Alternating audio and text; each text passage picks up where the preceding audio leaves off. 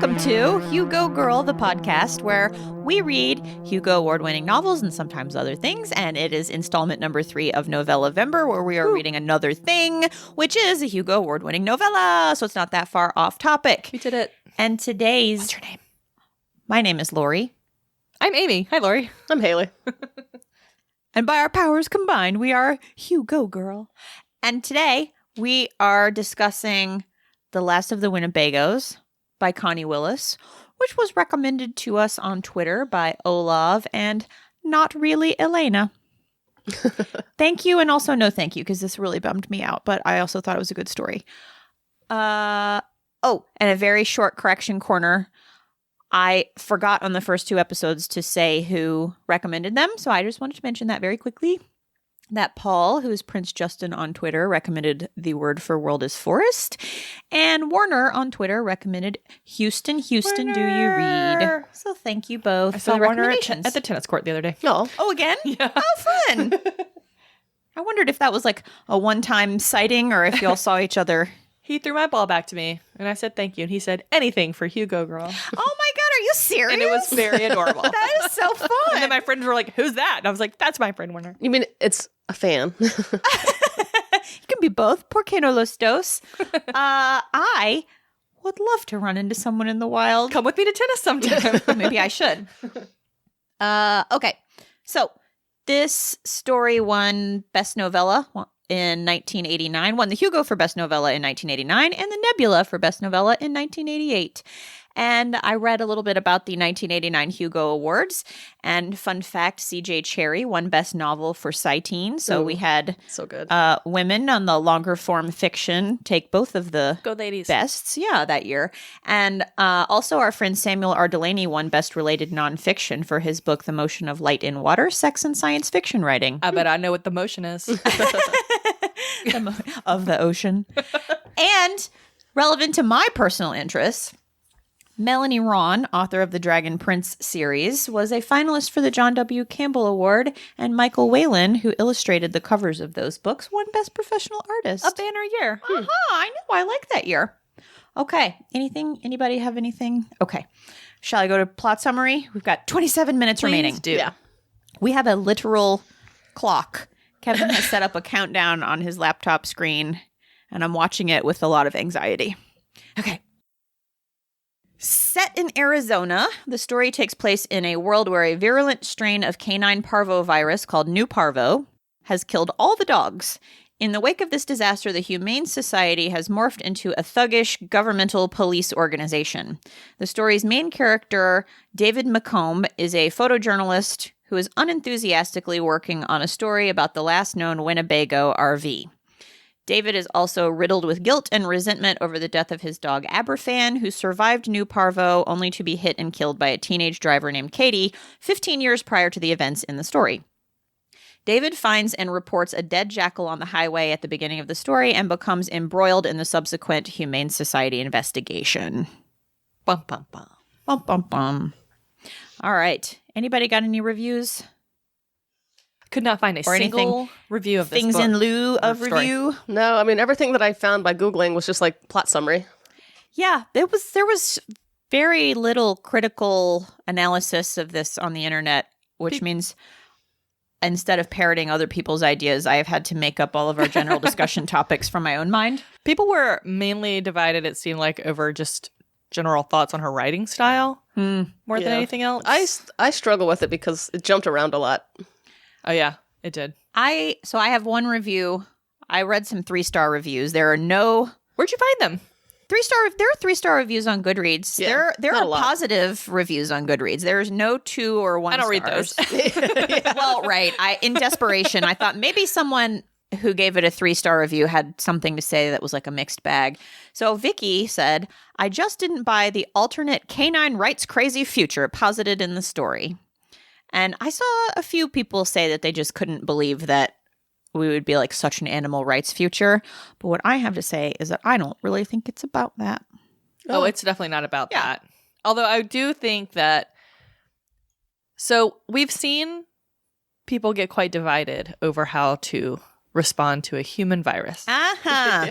People were much more in agreement on how to tackle a virus that mostly affected children, like when polio was a thing. Yeah. So if a virus were to affect dogs, I actually think people would probably band together a little better than they did. Yeah, maybe. Yeah. Okay. So, my first point that I wanted to raise is that when was this taking place? Because it made me insane. Did you guys 2002 or Nope. 2008. Right? Nope. Nope. Maybe. Okay. I read something that said 2008. Lori just gesticulated at us with her paper. Well, I spent like an hour on this last night. I felt like I was going crazy, and I welcome anyone who can resolve this for me. If I'm wrong, I'd love to be wrong. So his supervisor, Ramirez, who keeps coming over the phone, she says the Amblers have been living in their RV since Mr. Ambler retired in 1989, 19 years ago. That puts us in 2008. Mrs. Ambler and Mr. Ambler say they've had the Winnebago for 19 years since they bought it in 1992. That puts us in 2011. They both say that separately. Then David says 2 different times to Katie, the Amblers have lived in their Winnebago for 15 years. Then he says, my dog died in 1998, 15 years ago. That's 2013. I went through my ebook. Like, I searched the word years. I looked at every instance where any sort of time was referenced, and it made me crazy. I think that it's possible. So the Amblers can't really be believed. And they're lying about the Winnebago. Oh, so, are they? Yeah, it's not a Winnebago. Oh, that's right. Yeah.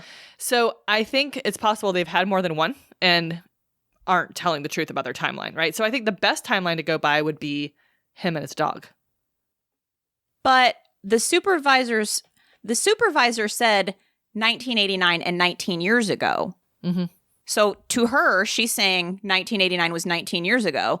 Then Mrs. Ambler says 1992 was 19 years ago. Then the main character says 1998 was 15 years ago. So we just don't know. We just don't know. It made me crazy because I remember seeing the first time the 1989 plus 19 years and just making a note of it. So then later when he said 15 years ago, I was like, he said they'd lived in their Winnebago for 15 years. And I was like, what? And then I started going back through it and I noticed that there are 3 different times. Anyway, I've already spent too many minutes on this, but it made me feel like I was losing my mind. I'm sure there's a reason, or maybe she's like, they're all unreliable. Well, I wonder if that's part of it. She has an afterword after the story in this book.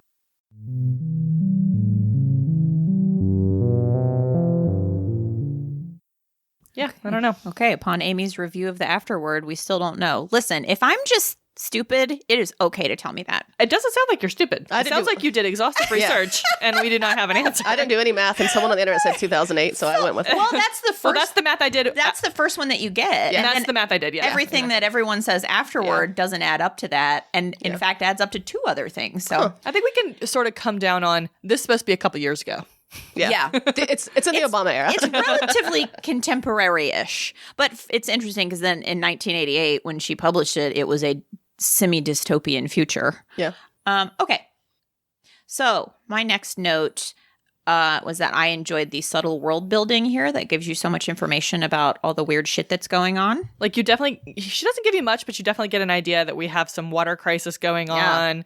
There's definitely like a gas crisis of some kind because that's the only reason I can think you would ban recreational vehicles. I really felt like a lot of it was a pretext for reserving that resource for the water haulers. Like, they need so much space for these water haulers.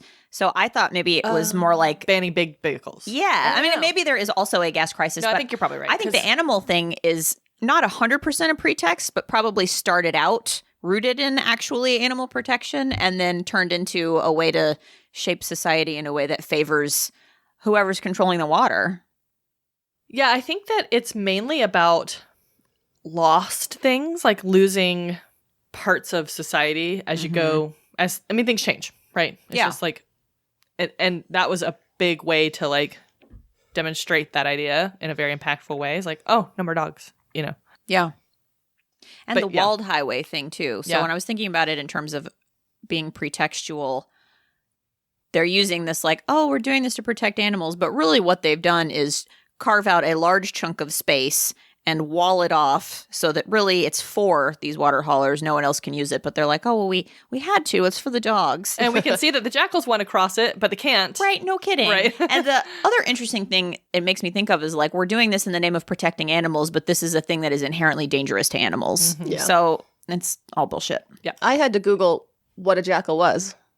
Me too. Because I only ever learned it like as like a metaphor for like a bad person. Right. Oh, I like mean, I that knew- movie starring I did not Sean know it was- Connery yeah, and like Bruce Willis. Dave or the whatever. Jackal. I and knew this- it was some kind of Richard Gere. wild dog, but I don't know. I had no idea. I don't really remember. They Yeah. look a little bit like a fox. Like if a wolf and a fox had a baby, it's a jackal. I think I imagined a hyena. Yeah, I Yeah, don't. they're not far off. I'm not sure what I thought it was, but I was like, oh, okay.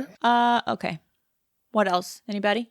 I have more stuff, but I don't want to be too bossy. I didn't emotionally click with most of the story, but I did like how she predicted Facebook and cool digital photography and the obsolescence of photojournalists. And car phones. Oh, car phones. I highlighted car phone. I thought about you, Haley, when they were saying that they started using photographers and then had them write copy. Like they just got rid of all the copywriters. They're like, oh, we can combine this, and then like the narrator is kind of like, yeah, it's not great. Yeah, no, everybody. I take pictures, but if you want me to be like, this is a Winnebago, I can do that. Yep. I guess they have. So in the story, he has this camera contraption that he like. It looks like a briefcase. He sets it down on a The Eisenstadt. Yeah, he sets it down on something flat, and it just starts taking pictures, and people don't know it's there, so they're supposed to be caught candid, right? I mean, I'm assuming people do that now. What if you're taking their picture with obvious cameras, right? They know they're having their picture taken. They just don't know this particular contraption is a camera. I think that's creepy. I thought it was creepy when I read it. I thought the language about talking about how people put on a different face when they know that their picture is being taken was really interesting, because I think that's 100% true. I think it is true too, and I also think people have a right to do that. And like from my perspective, which is not at all a photographer or a journalist or anything like that, but from my perspective, a good photojournalist earns the trust of the people that they're with, so they get those candid shots. Like, because I've heard that people become comfortable, like if they get comfortable around someone and they're aware they're being photographed or filmed, they'll still act that like themselves. They'll sort of take down that facade because they trust that person, because they feel comfortable. So you can get that result, but you have to invest a certain amount of time that it seems like he probably doesn't have. Like Brandon Stanton and Humans of New York.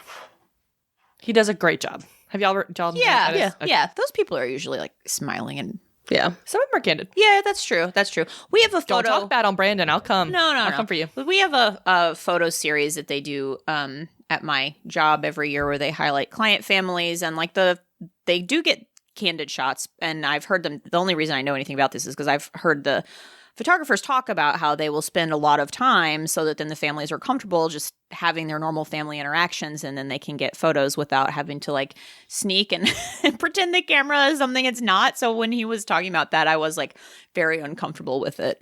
I don't think I've ever had anybody want to take my picture that bad. Like, I can't remember any. Well, you wouldn't know if it was I guess that's true. sneaky guy I with can't his remember- Eisenstadt. Yeah. I can't remember anybody ever wanting to take my picture so bad they had to disarm me before they could take my picture.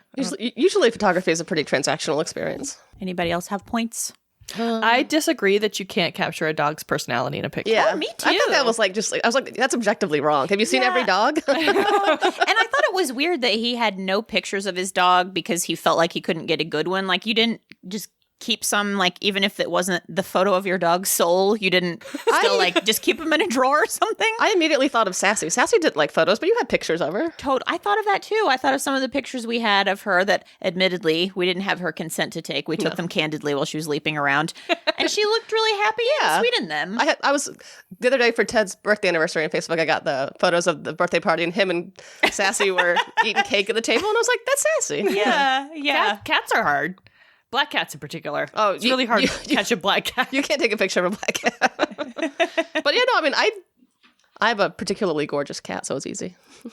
The vet said she was very pretty. I had a gorgeous cat too, and he was hard to take pictures of. It's true. Well, again, because he was a black cat. Right. Yeah, my cat has gray fur. Not so. black fur. Okay. Yeah. All right, fine. Yeah. Well, yeah, I did not warm to this guy until the end of the story, and then I did. But I absolutely did not warm to him when he was thinking about how people are so fake and it's so hard to take pictures of dogs. And I was like, sir, I think you don't like your job. Maybe you are in the wrong industry. Yeah. Well, he was obviously very bereft about the loss of dogs. Yeah. I I think that informed a lot of what happened with him. Yeah. I did like that he I liked the sort of parallel of the Amblers and the loss of their dog and what's his name? David? The dog? No. Oh, the guy. Yeah, David.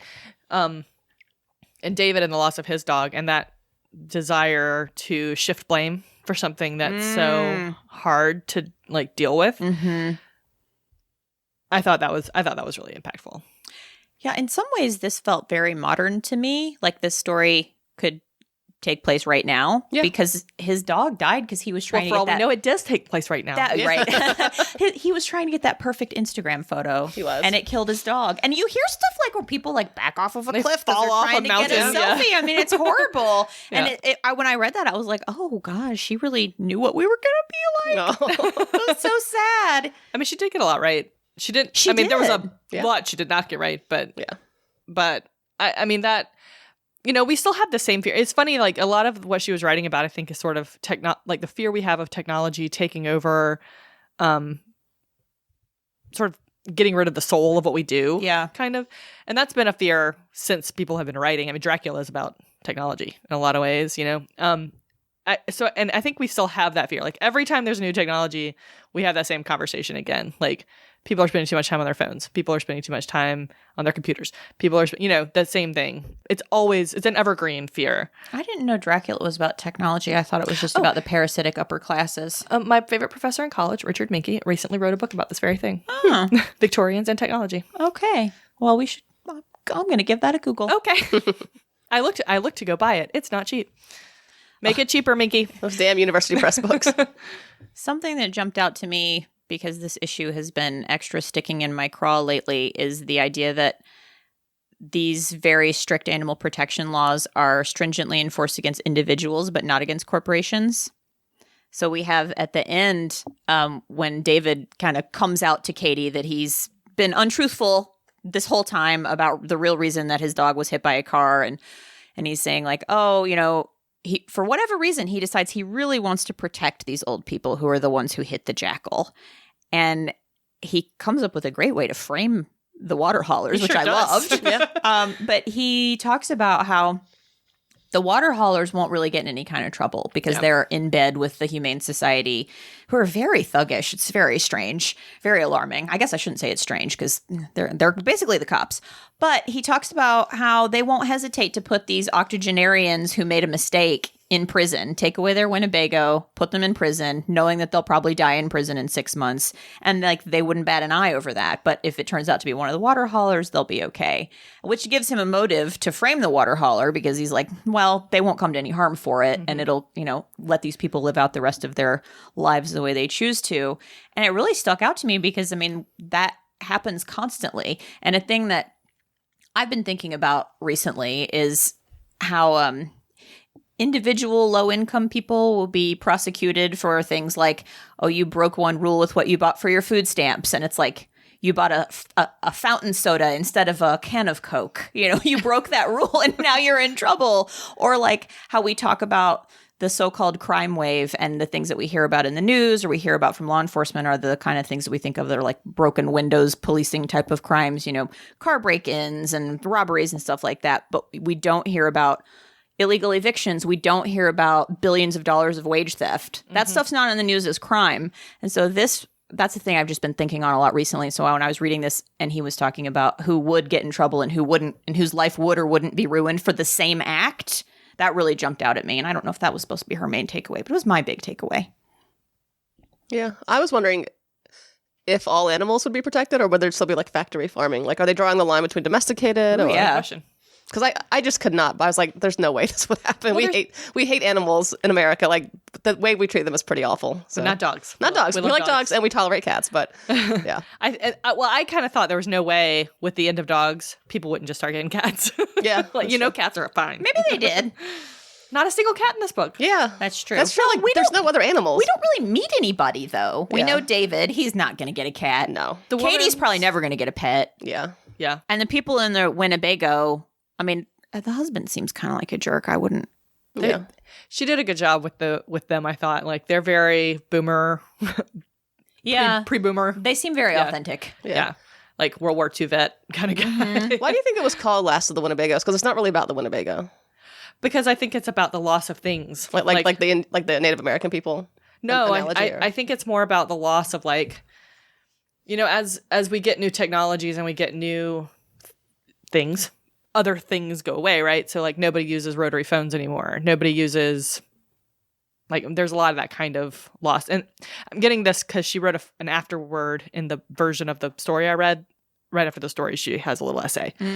And she talks about like things she misses that went the way of the dodo, you know, like soda fountains and, you know, that kind of thing.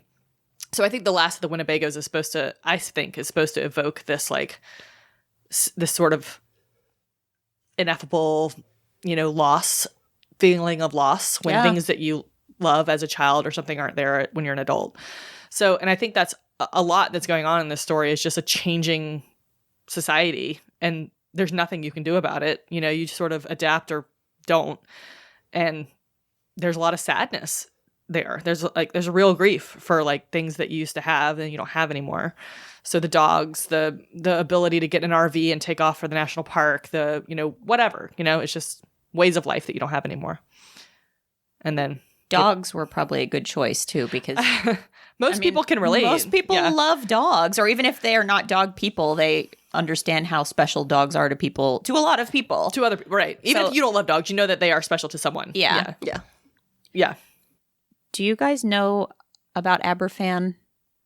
Okay. So I just didn't know what this meant, so I Googled Aberfan. It was a random Scottish name. Yeah. Well, Aberfan is a village in Wales. Okay, I was close. And it is the site of a horrible disaster in 1966 in which waste from a coal mining site flooded down a hill after a heavy rain and engulfed a whole school and several homes. It killed 116 children and 28 adults. I remember about this because of The Crown. Yeah, there was an episode. Yeah, that was so. When I was trying to figure out if that had any connection to the story, I kept finding people talking about The Crown. Yeah, and I didn't find anybody talking about. I looked it up after watching that episode, and I was like, "That is horrific." Yeah, I didn't find anybody talking about this story and that word. But I thought, I mean, that had happened at the time she wrote it, and it was, you know, international news. I mean, it was just like a horrific tragedy. So. I just wonder, there's a lot of songs, poems, and other media dedicated to the Aberfan disaster. So I just wondered, because some things that I was reading I didn't read, like there are a lot of really long things that I didn't read, but I saw things indicating like loss of children on that scale in a small community is a devastation. Yeah. And also, I mean, that does have a parallel. I mean, I'm completely making this up, may have nothing to do with this story, but there's a parallel there with how native people were treated in the U.S. and Canada, where there were communities where all the children had been stolen. Yeah. There were no children left in these communities. And the loss of children is like, I think you kind of look around and you go, well, what are, you know. She does talk about the dwindling of the Winnebago tribe. Yeah. It comes up in the story. There's an interesting paragraph where I think he's being kind of ironic, where he draws a comparison that I'm uncomfortable with comparing any group of marginalized people to animals. It feels weird, but I think that, you know, what he's doing there is saying like, well, we probably killed all of them off horribly too. And so I think he's being ironic. I felt sort of weird about it. And it is weird that it's like one paragraph about that, and then we don't really hear anything else about the Winnebago. Yeah, like it's in the title. Like I just expect a little bit more about either the cars or the people. Yeah. But it's not about Winnebagos. It's not about dogs. I mean, for a while, I thought it was about forgiveness or something. Yeah. Or about letting go of some resentment that you have and just accepting life as it comes at you, but I'm not sure. I think it would have worked for me more if the time had been closer, but 15 years is a long time. Since the loss of the dog? I mean, if it's the last dog... Yeah. That makes it more important. Well, also he lied. I mean, he lied to a child about her responsibility for it. So I think if he had been on the event horizon, he would have seen her and his dog, and they would have led him to his death. I mean, I could see that being very formative for her because she was so young, and it was like one of the last dogs, right? And the dog had survived New Parvo. So I could see it being, obviously to him, it's going to be a big deal because the dog had survived New Parvo. And it was one of the last dogs, and it was his dog, you know. Yeah. So, and he lied to that child, so I could see them both hanging on to it. I do think it's a little weird they ended up in the same town. Yeah, I thought it was weird that he drove straight to see her when he saw the jackal, and then. Yeah, I agree. Yeah, I thought that was a little bit. Well, contrived. She moved there because he had moved there, didn't she? No. Oh, it was a coincidence. Yeah, I had to read the story stuff. twice for it to make kind of sense. I liked the story while I was reading it. I was like, okay, well, this is fine. This is a sad story. But I would say once I got to the twist, I was like, oh, I did think it was a good twist. The end was good. I thought it was a good twist. I liked that he framed the big bad corporation and figured out a way to make it an opportunity to do an expose on the corrupt Humane Society thug cops. And let her off the hook. Well, she wouldn't. She should never have been on any hooks. Yeah. Correct. In the first place. But yeah, I thought that the end was really good, and I did not see any of it coming. So I thought that was pretty cool. I was trying to. I went along reading it in one way, and then when it got to the kind of the twist, I kind of realized it was about something else. Yeah. And after that, I was sitting there thinking, have I ever done anything so awful or awful to myself that I perceive as awful that I could not face it and I blame somebody else? I don't think so. But you might not know. I might not be aware of it yet. Right. Yeah. Or you might have convinced, we, not you specifically, Amy, you could convince yourself that that's true. Yeah, I know. That's wild. Yeah. The things we sort of, our brains are, we all have crazy brains. Yeah. And so, our ability to create new realities, the limit does not exist. All right. We have just under 2.5 minutes. Well, luckily, there's no misogynist moments. There's no does anybody have any important general discussion? No. Okay. No. Feminist favorite? None. Okay. Misogynist moment? None. I said maybe him blaming Katie, who is just a girl child, making her a scapegoat, but I don't really think I think it could have been a boy moment. and he would have done the same thing. Yeah. I mean, even if he let the dog out, she still hit it. Unless I missed something. I read this twice. She I still did don't. hit it. No, Yeah. he let the dog out in his yard, which people, you should not have your dogs off leash. This is not relevant to misogynist moment, but I don't think it was her fault because she was just driving normally. He let the dog out and then he went across the street and the dog saw him and ran to him. He went to the other side of the road. She hit it, but she wasn't being negligent. That's the point. It wasn't her fault. Accidents happen. Yeah. I mean, but sometimes just horrible things happen. Also, you need to keep your dog on a leash. This is one of those things where I feel like kind of it's nobody's fault. Yeah, exactly. It was just an awful thing, but he made her think it was her fault. I think it's his fault a little bit. He let his dog out on top of a road, and then he went across the road, assuming the dog wouldn't see him and come to him. Yeah. I mean, fault, I don't know, but he was very negligent. I think that was very negligent. It was a perfect storm of horrible events. Yeah. I feel bad for him. I'm not like, oh, that guy's so dumb. I hate him. But maybe he should have thought that through. I do think it was his fault. Some dogs aren't bolters though. They'll just hang out. But yeah. But he knew this one attacked cameras when he saw it. And he went across a road. Don't be across the street from your unleashed dog. Anyway, that's not misogynist moment. It's also obviously not boob talk. Any boob talk? No Any boobs. There's no food. So the only food I have is the instant coffee that he had in the Amblers Winnebago, which I like instant coffee. I like instant coffee too. And then soap stuff. I have a soap stuff. Anybody? That they happen to end up in the same town? No, I didn't. I didn't have that. Haley, any soap stuff? No. I have the camera accidentally getting a photo that is the perfect photo used to frame the water hauler. That's pretty good. And he didn't even know that it took it. He's you're developing your photos in the darkroom and you're like, aha, a smoking gun. That's a good one. Okay. Did you like the story? Yeah, I felt bad for the dogs. I did not like it. I did like it. I have for Star Wars or Lord of the Rings, no, sir.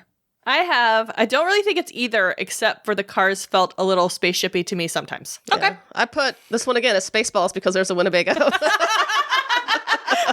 Approved. All right. I guess I need to watch Spaceballs. Okay. You should definitely. We're out of time. Never seen it? Coming up next time. Please rate, review, and subscribe. And coming up next time is The Emperor's Soul. Woo. Definitely a week from now. Good job, everybody. Definitely not right now. Goodbye. Hugo girl. Hugo girl. Hugo girl. A hilarious podcast. I can't believe I've never seen Spaceballs. Wow. I know. So the Millennium Falcon in Spaceballs is a Winnebago. I know that. I know random things about There's the a movie. half man, half dog named Yeah, Mog. I know a lot of things about the movie. I've just never watched all